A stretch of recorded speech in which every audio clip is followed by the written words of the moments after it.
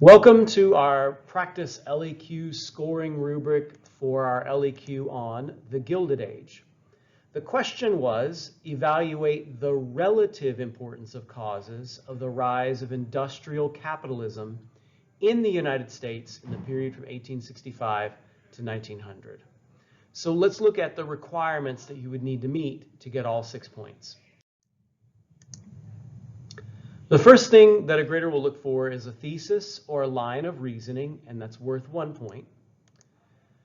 The thesis needs to be historically defensible, and it has to have a line of reasoning offering reasons about the causes of the rise of industrial capitalism. Relative importance in the prompt implies that you're ranking them. So you might have a thesis that says there's a very important cause of industrial capitalism. Here's another cause, but it's not quite as important. And it does need to address the period from 1865 to 1900. The thesis can be more than one sentence, and it can be located in the introduction or the conclusion.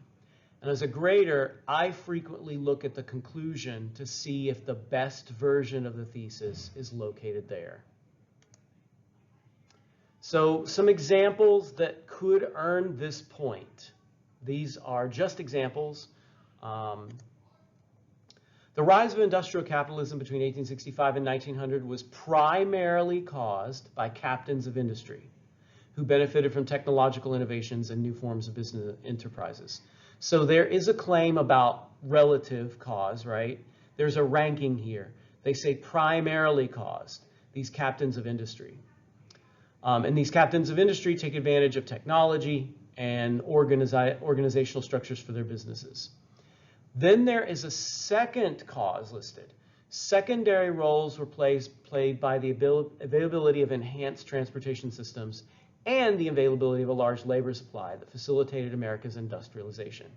So we got a rank 1 cause, that's captains of industry, and a ranked 2 cause, enhanced transportation and labor supply. And notice there is a line of reasoning for both. That is, cause is mentioned, captains of industry, and the reason is these captains of industry took advantage of technology. The secondary cause listed here, transportation and large labor supply, the reasoning is that it facilitated industrialization, cheap labor, ability to move goods to where they need to go. This is not as great a thesis, certainly not as sophisticated as the first one. The causes of the growth of industrial capitalism were innovations in manufacturing technology and the end of the Civil War. The thing I don't like about this is it doesn't really rank them. Does this person think manufacturing technology is more important? Is it the end of the Civil War that's more important? Now, if they were both equal, say so. So I would prefer if this thesis said, you know, these were equally important, because ranking does imply things could be equal. The weakness here too is that I would like to know more about why technology and the end of the Civil War lead to this kind of industrial capitalist growth. So I would want a little bit more just added onto that. I probably personally would not give credit for the second thesis. I think it's too weak. And last, the cause of the growth of industrial capitalism in the late 19th century was the end of the Civil War. This one also I wouldn't give credit for because it says that there's a cause, end of the Civil War, but it doesn't explain why. It doesn't offer a reason why the Civil War unleashes industrial capitalism. So I would say this last one, definitely I would not get a point. Also, it doesn't really rank. Is the end of the Civil War the most important reason? Is it the only reason? Who knows? They don't say. So keep in mind for your thesis, you need to make a claim. Here's what causes industrial capitalism. and you need to offer some logical reason why that thing causes industrial capitalism. And then secondly, you need to think about ranking your causes. They could be cause number one, cause number two. They could also be equal. Equal is a possibility too.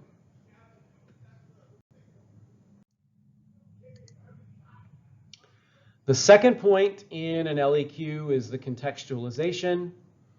And that is where you describe in a sentence or two the broader historical context that explains the rise of industrial capitalism. It's like an intro to industrial capitalism, so a reader knows what led up to why industrial capitalism takes off. And there are lots of topics that you could use for context. This is not an exhaustive list. It's just most common items. So you can talk about the market revolution. So before the Civil War, we have a revolution in banking and credit and industry that takes place in the antebellum period. Westward expansion sets up the gold rush, for example, new resources out west. Technological innovation could be great. After all, this is the time period of the light bulb, the phonograph, the telephone, numerous technological changes that will set the stage for industrial growth. Transportation revolution, the transcontinental railroad, the expansion of rail networks is important for why industrial capitalism takes off. Cottage industries, so the work being done at home, small kinds of handcrafted work done out of one's cottage, one's house, will be transformed into large-scale factory work as factories get bigger and bigger and bigger and bigger. The Civil War, which destroys the South and unleashes the technological industrial growth of the North. All the money that is flooded into the Northern economy during the Civil War helps prop up industrialists who use their income to grow the economy afterwards. Plus, it's the triumph of the free labor industrial model by the destruction of slavery. Competition with European powers. This is a broader, more international context. It does work. The US is obviously not alone in the world, and so industrialization is taking off in other parts of Europe and the world around the United States. Segregation. It's probably a little bit harder to make this connection, but there is the development of a segregated Jim Crow society that occurs alongside industrial capitalism. You know, capitalism is not the rational, ordered, logical system that people think it is. In fact, it's very compatible with non-rational things like segregation and racism. Business organization would be a great topic. The new forms of business that go from family-owned to large-scale corporations, vertical and horizontal integration. Immigration would be a great context as well. It increases the labor supply, brings more people to America. That's cheap labor. Urbanization.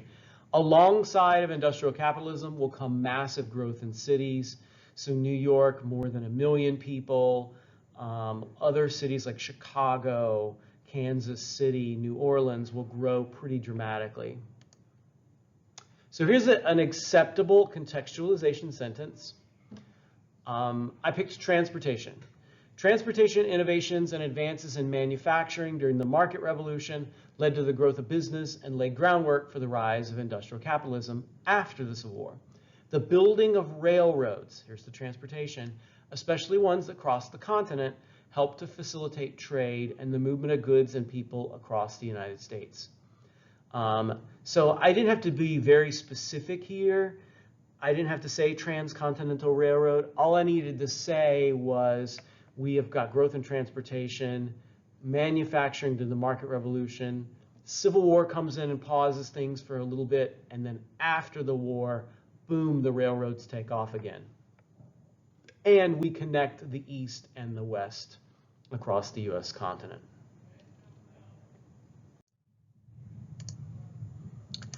Evidence. You can get up to 2 points per evidence.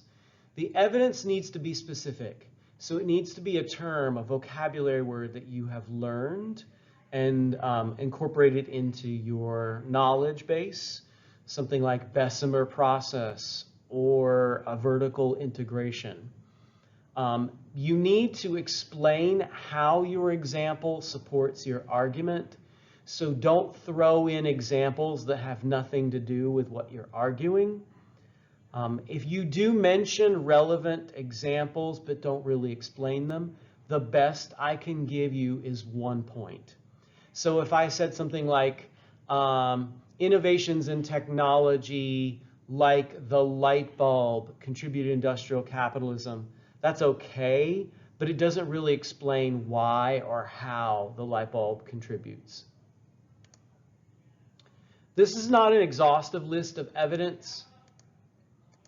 It merely shows you some of the things that you could mention, like trusts and monopolies. Those are two specific vocabulary terms that really become important in this time period.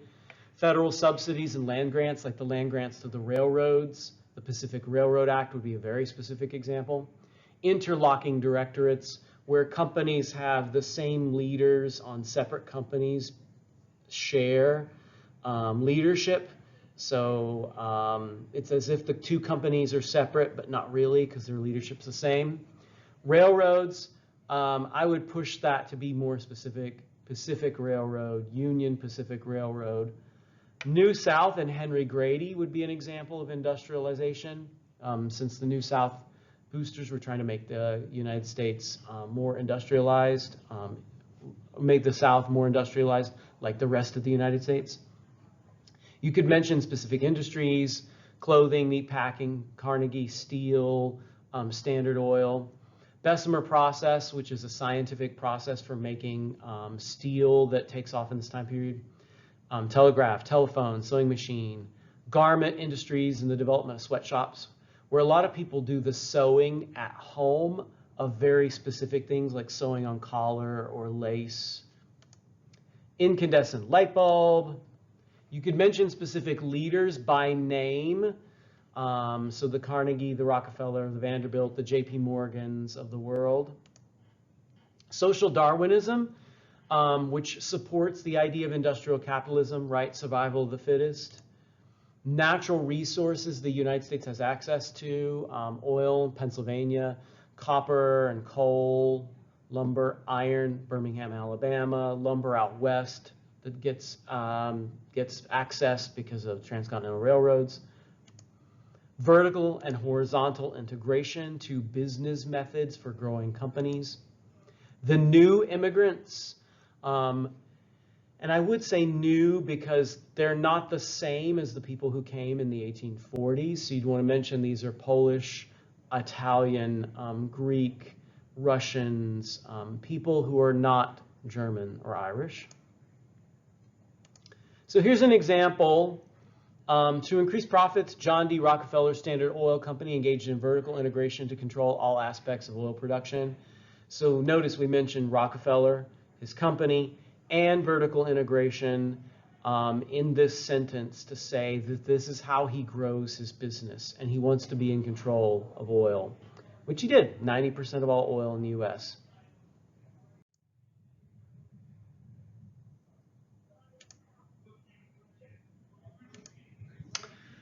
Analysis is 1 point, and that is simply where you write like a historian, meaning you compare developments in time, you talk about causation or how things change or don't really change. I put causation in red because the most frequently used item of historical reasoning that you all should be doing is causation. We as historians study causes and effects.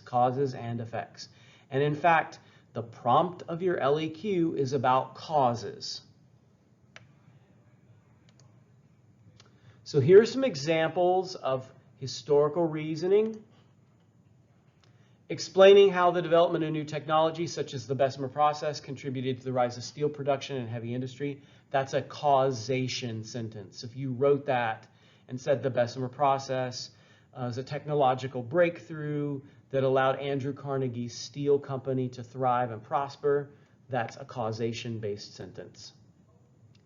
Explaining how federal land grants, the U.S. government giving out land grants to railroads to encourage the building of the transcontinental lines. That's a causation-based sentence. So, for example, if you wrote, the development of new technologies such as the Bessemer process contributed to the rise of steel production in heavy industry, you are arguing a cause.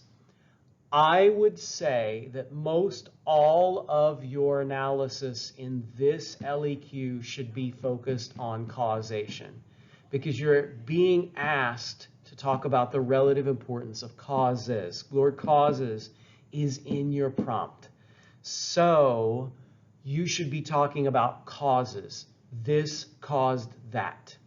So all that list of evidence on the previous slide, that list of evidence, you should be talking about what it caused, what it did to help the growth of industrial capitalism.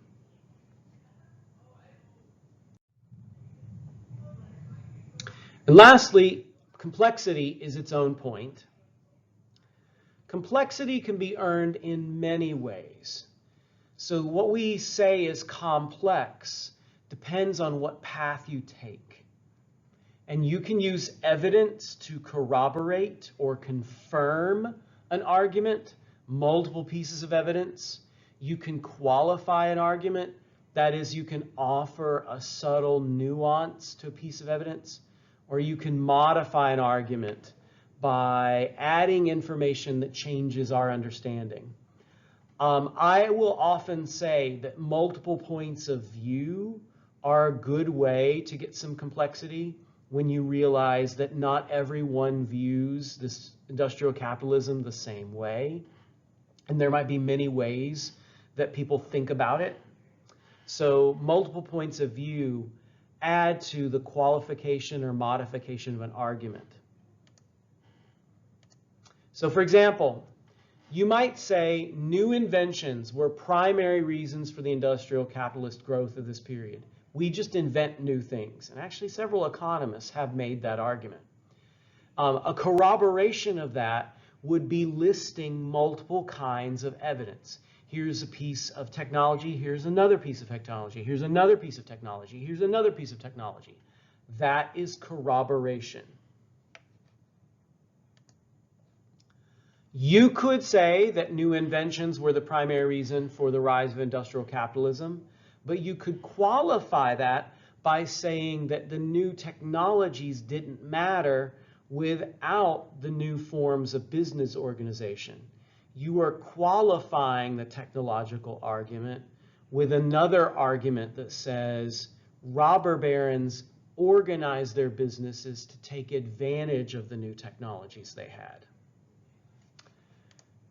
You could qualify an argument about industrial capitalism arising from laissez-faire government policies by saying that, in fact, these laissez-faire policies were not truly laissez-faire, that in reality they were pro-business, that the government, by remaining hands-off or hands-on, supported the growth of capitalism.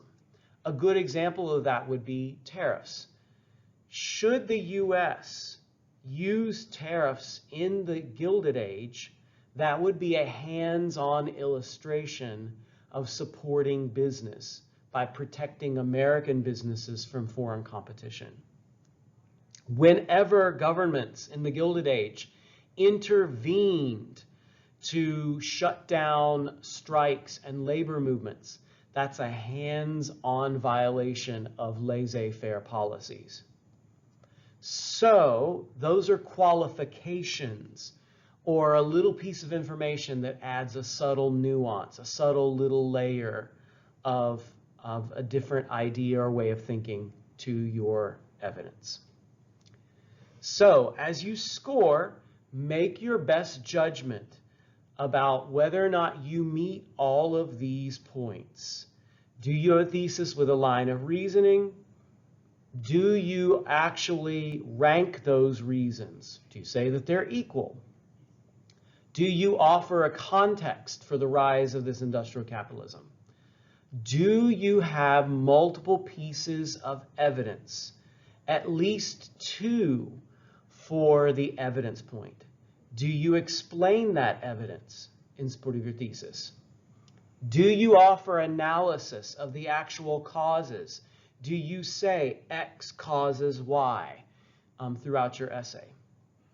And do you have some complexity that adds to this LEQ so that it's more than just a very simplistic explanation of the rise of industrial capitalism?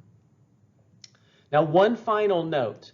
Complexity can now be earned by a change in the rubric that allows you to have 4 specific pieces of evidence for the complexity point.